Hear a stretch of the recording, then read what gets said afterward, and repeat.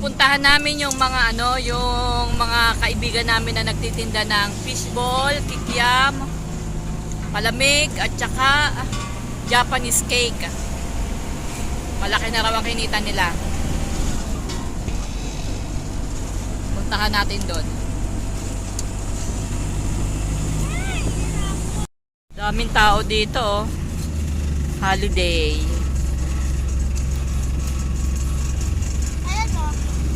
Yun ang tindahan nila.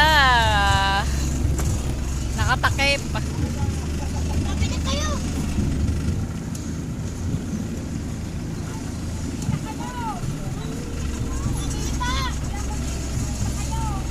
Kita nila sa sa kanilang mga paninda. Dami ba naman tao?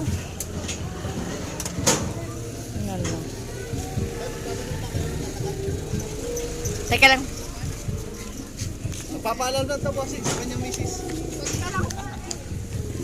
Kumusta?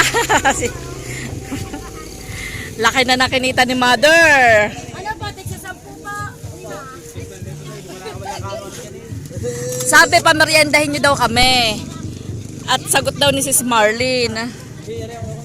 Oh, hindi mo naman sinabi. Ubus ng tinda nila, oh.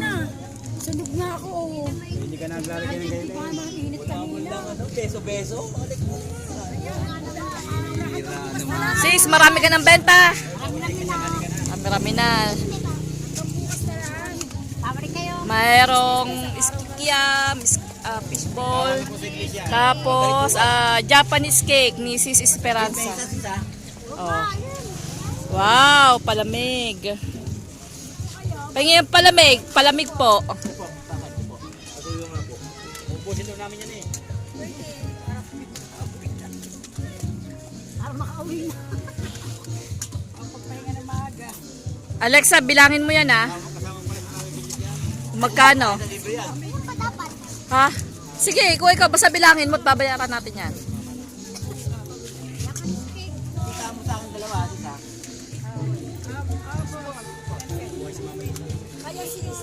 Ayan po, palamig po. Yan, pauwi na po kami. Galing na kami doon. Eto, nakabili siya ng, ano yan, nabili mo? Kikiam, tsaka fishball, tsaka palamig. Sa malamig. Masarap, masarap. Opo. Dami mo nga nakain eh.